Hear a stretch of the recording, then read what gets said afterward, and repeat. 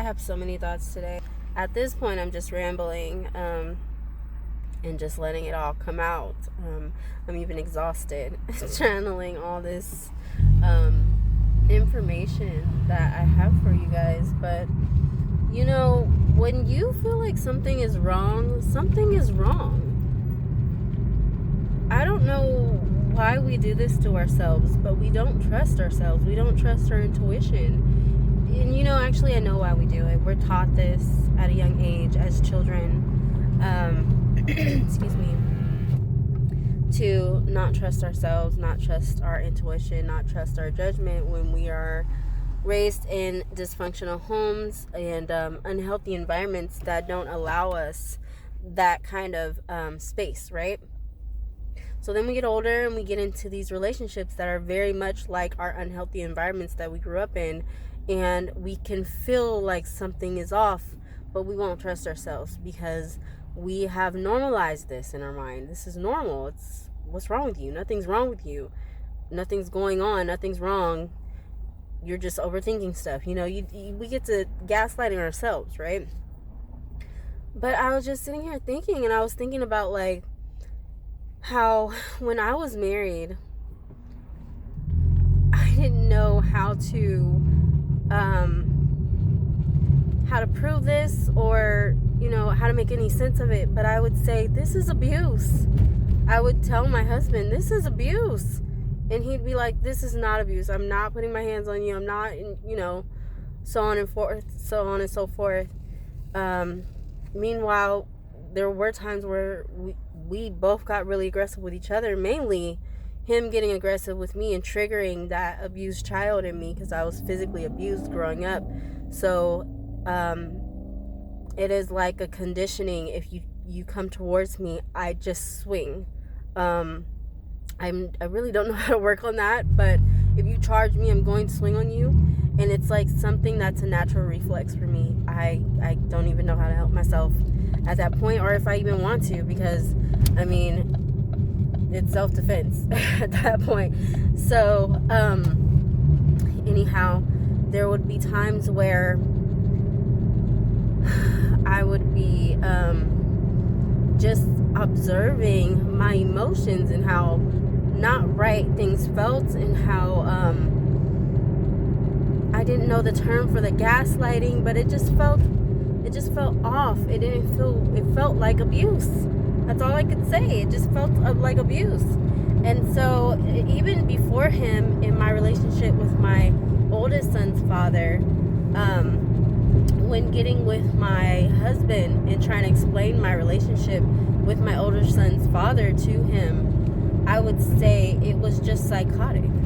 Like, I didn't know how to really break it down. I didn't know how to explain it. I would just say it was just psychotic. Like, he would do things and then he'd turn around and blame me and start crying. And I'd be like, what the fuck? You know? The problem is when we don't educate ourselves, and this is why I want to educate people, and I do my best to help people understand the terms and what each thing is called, you know, how to what am I trying to say? How to notice it. That's not the word I was looking for. But how to identify these traits and, you know, match them to whatever's really happening. I do that because when we don't know, we just kind of second guess ourselves, and we keep ending up in these fucking relationships that are abusive, okay? And we don't know what it is, but we'll say things like, well, that person's manipulative. Or one thing I would always tell my ex-husband is, you're just selfish. You're just really selfish because, you know, and he would say that I was being selfish, that I always wanted it my way. But when we broke it down, like, my way included everybody. It included everybody's well-being and everybody being okay. Usually just not his, you know? And so he just always just had to pit us against each other, and I'd be like, we are not enemies, we're on the same team. Like, I would say that all the time.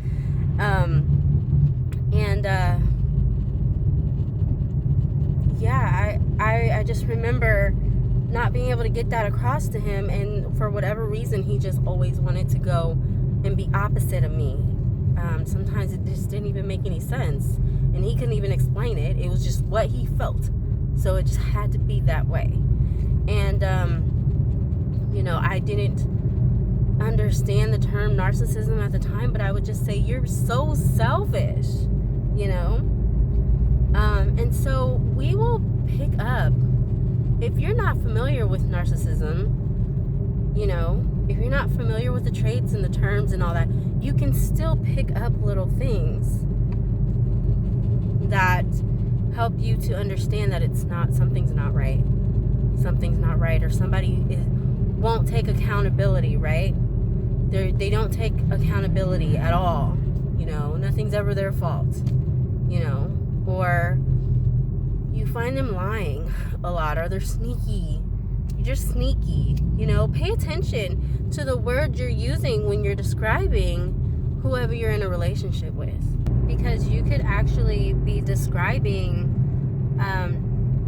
terms or traits of a personality disorder, some kind of mental disease, some kind of abuse that you're undergoing. So it's very important.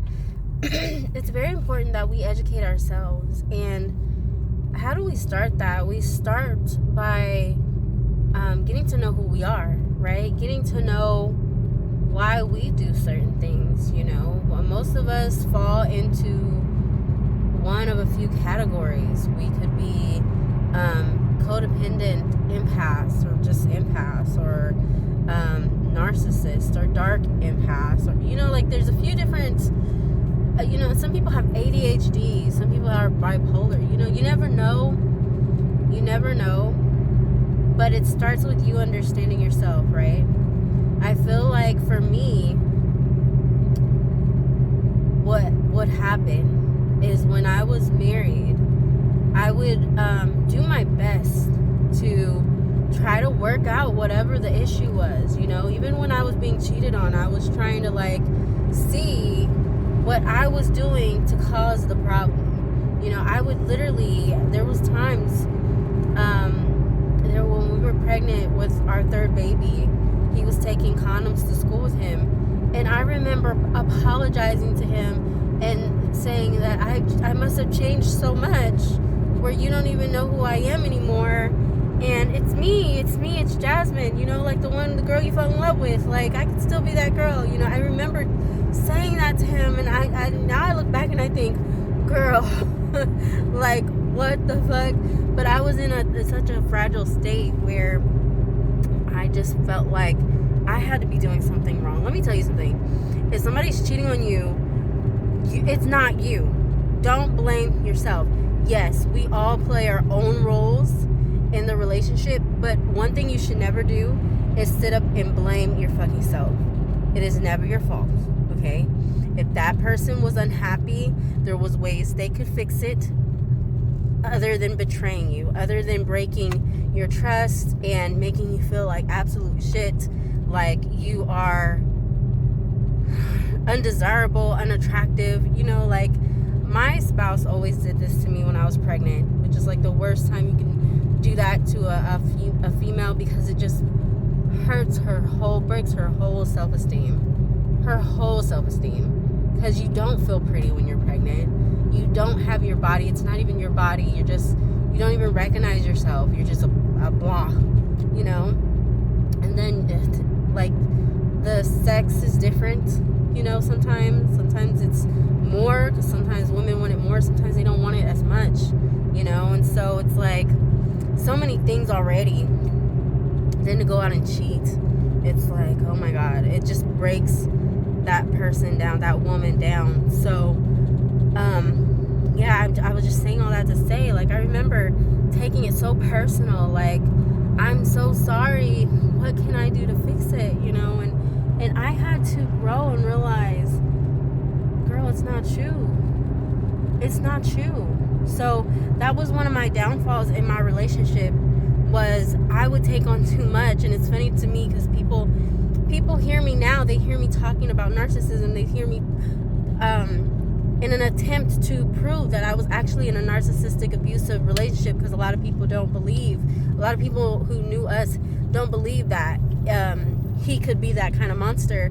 So I have like broken down narcissism and shed light on a lot of things that he's doing, you know? And so people have taken that as, well, what about the role you played? Honey, the role that I played, I was always willing and open to trying to see where I was wrong in the relationship. I was always trying to apologize and make it right. And I was always the one going to therapy, trying to fix it, because I knew that I grew up in a very abusive household, okay? I knew that I had a lot of trauma. I knew my life had been fucked up and that I had so much hurt, pain, anger. You know, when I finally got married, my husband would trigger me in ways that only my parents would. And again, this is what I'm talking about when it comes to knowing, breaking down traits and trying to understand that these traits are actually describing personality disorders, because my parents are narcissists. So he would trigger me, and I would think, nobody in this world can trigger me like this except for my parents. They're the only ones who get me to this rage like this.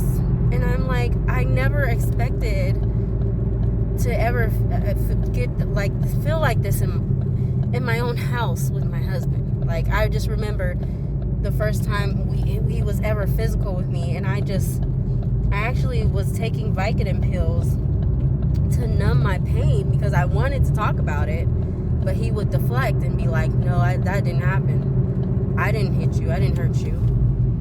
He literally just recently said the same shit. He was like, I didn't hurt you. Whenever I put my hands on you, I didn't hurt you. And I'm like, bro, I was taking Vicodin pills to numb the pain because I had just miscarried when this happened. I just miscarried. My body was all sore and fucked up. And I had been wrestling around with him and shit. He hit me up against the wall and all kinds of stuff. And, you know,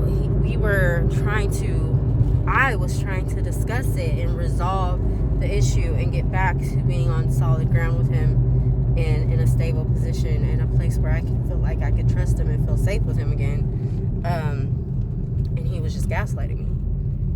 So me, being the bull that I am, I always talk about this, I want to talk about shit. I want to talk about it. I don't want to just like ignore what just happened, sweep it under the rug. That's never been the kind of person I am. You know, even as a child, my parents wanted to sweep shit under the rug, and I was like, nah, we gonna talk about this. Even to the point, if I had to like write it in poetry and share it during first family Sundays, you know, in front of the church, we was gonna talk about it. You know what I'm saying? Like, I was always into therapy. I always wanted to be in therapy. I always suggested my family take family therapy so that we can discuss and resolve our issues. So I took that even into my marriage, where I would be the main one of the only ones in therapy. And he would only want to get therapy when I was getting ready to leave him. Then he would agree to it. Then he would actually take the initiative to call the therapist and whoever he felt from our church, you know, could talk to us, talk some sense into me, mainly.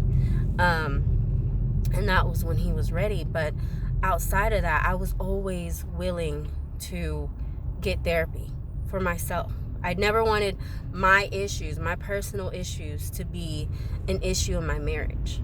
So, you know, it came to a point, and this is why I'm saying you have to get to know you. You have to get to know you. It starts there. Because when you get to know who you are, it's harder for them to gaslight you. It's harder for them to tell you who you are, because you know who you are.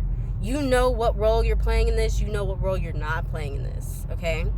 And I'm not going to take responsibility for what you're doing anymore. I'm not going to do that. So, you know, in going to therapy, I began to learn to love myself. And I began to be protective of me. I began to acknowledge what was my fault and what wasn't, you know? So when people say now, well, what role did you play? Honey, I didn't play no role in him cheating on me. I didn't play no role in him abusing me and gaslighting me and lying to me and sneaking around and cheating on me. Do you know how many times? Do y'all know how many times I wanted to do him like that? Do you know how many times? There was a time in our marriage where I felt tempted. I felt tempted. I was involved in a group of people who admired me so much. And a few people in that group were men. Okay, this was a Bible study group. We talked about Jesus all the time. And, I found myself internally thinking about this person, this one guy, thinking that I was growing feelings for him. You know what I did? I went to my sisters in Christ. I confessed to them about it. I, just told them what was going on. And they helped me to see, like, girl, you're just having so many issues in your marriage. You have a void. You want it filled. They helped me to think it through. And I was, like, asking myself questions like, well, am I going to leave my husband for this man? My husband and kids for this? Absolutely not. Like, I literally took time to really focus on the main issue and focus on this displaced void I was trying to fill. I don't know if I'm saying that right or if that makes sense for you guys, but I really had to take time to boil down the issue, because half the time people cheat, it's not even about them wanting somebody else. Do you get what I'm saying? It has a deeper issue connected to it. So I really took the time to examine that deeper issue. At that time, I had already been cheated on. I had already been physically abused. I had already been mentally, emotionally abused. So I say that to say there's never an excuse.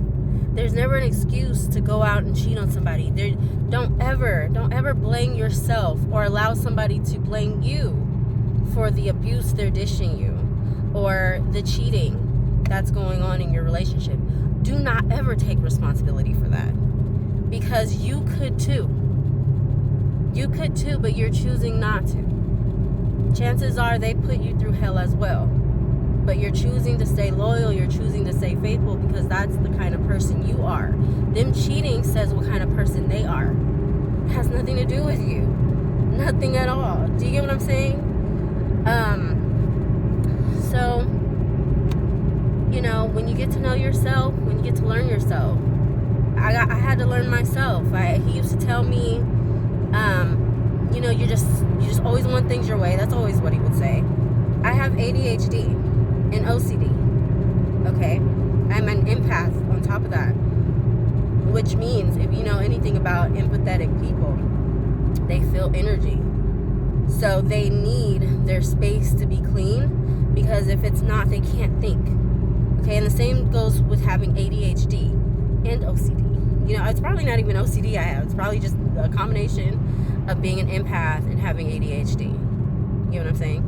Like, I needed a clean space to function, to think clearly, to operate, or I would literally become depressed and melt down. It wasn't that I just wanted it done now. Like, I literally can't think.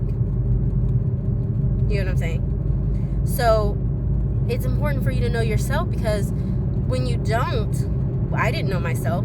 So when he was saying stuff like that, I was literally internalizing it and thinking like, damn, maybe you're just a really bad person. And I would get depressed, and I would think, well, what's the point of my life? And I would get suicidal. And that's not okay. Like, you don't need a spouse that's gonna talk down to you like that. You need someone who's going to actually try to get to know why you're acting certain ways. Why is it so important to you that this space is clean right now? Take time to truly understand you. Chances are you're trying to take time to truly understand them. But if they're abusive, they're just irrational as fuck. And so it's really hard to understand them, because it's not consistent. What may be good for them right now is not going to be good for them tomorrow. So it's just inconsistent shit. It's not something that they need to to exist. It's a matter of control. Okay? It's a matter of control. So, you know, once you get to know yourself, once you get to understand who you are, it's harder for them to manipulate you and tell you who you are. And then you develop this self-love for yourself that makes it harder for you to even stay in a toxic situation. It came to a point where it was so clear to me. Like, I had done all the work and talked to my therapist about my family dynamics, and I had done the part to try to heal that. And I'm actually in a much better, healthier space when it comes to my family dynamics. You know, there's been recent stuff that's happened within my family where I've had to call some people out. But aside from that, like, as far as me and my trauma from the things that have happened, I'm okay. I'm able to function and go forward in my life without holding on to the shit that's happened. I've just had to learn how to place certain boundaries. Do you get what I'm saying? So it came to a point where I realized my trauma that I now have is you. It's you. It's my spouse.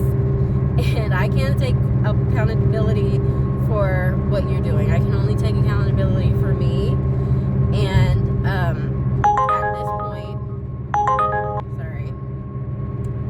at this point, I love myself too much to put up with this kind of shit. So definitely, I want you guys to take away, if something feels wrong, it's wrong. It's not right. Something's wrong. If it feels wrong, it's fucking wrong. Do you get what I'm saying? And don't take responsibility for shit that is not yours. If it doesn't belong to you, don't take it. Don't take it. Learn boundaries. Learn to love yourself. Learn who you are, so that it is harder for anybody to convince you of who you are. Okay? Anyway, that is my spill. That was quite the message.